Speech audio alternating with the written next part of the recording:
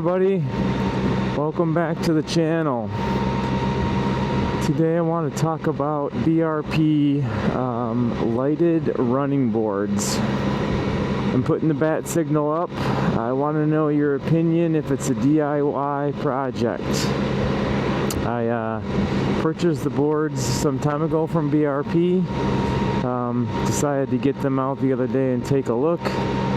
I guess I didn't do my research too well, but I assumed that I would just take off my current boards, put on the new lighted boards or lighted equipment, and plug them in somewhere down below. That BRP would already provide a waterproof connector, something already down by the running boards. You'd put the new boards on and connect them up, and that's what I thought would happen. But after looking at the instructions, wow, they did not do that. It's crazy. So from what I can tell, you literally have to take apart or take off 5 panels on each side. So all the cladding on each side, there's going to be pins and bolts and screws and all kinds of stuff. So like 5 panels, this whole bike is going to be naked, which is crazy to me, just to put the running boards on. And I know you have to run the wire, but I just thought they would give you some provisions to make it really DIY. I'm kind of shocked. I'm pretty handy and could probably do it, but looking for anybody out there who has done it and can provide feedback. Should I do it myself? Is it a pain in the butt?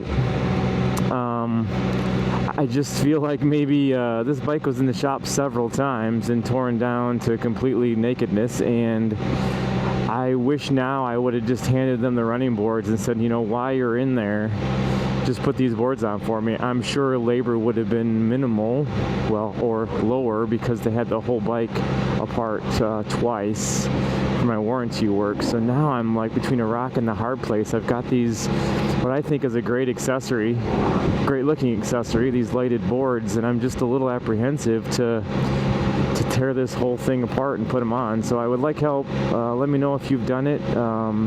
How much of a project is it? Am I in over my head? I don't know. I just kind of need your help, want your feedback. This is a great community, and I thought, you know what, I'm gonna just reach out and see if it's something I should do, or just wait and maybe when I have an oil change or another service, well, hope I don't have any more warranty work, but at any point that this thing is back in, should I just have them do it? I don't know. I'm kind of at a crossroads. I like to do my own stuff sometimes and save money, and I am handy, but all these panels off and on, and nuts and bolts and screws and pins and stuff just make me a little apprehensive about doing this. So let me know what you think, and also if I do it, would you guys want to see a video on it? I'm sure not everybody would like to, but if I'm already in over my head and going to be doing all this work, I guess it's not much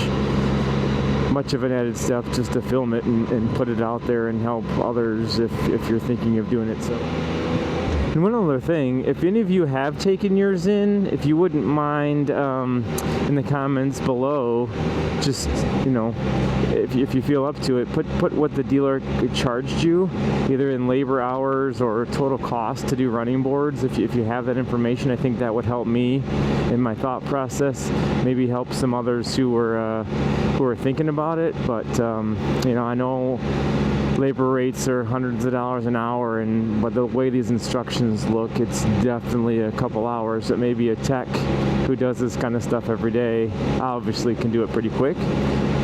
It's probably going to take me a weekend or a full day of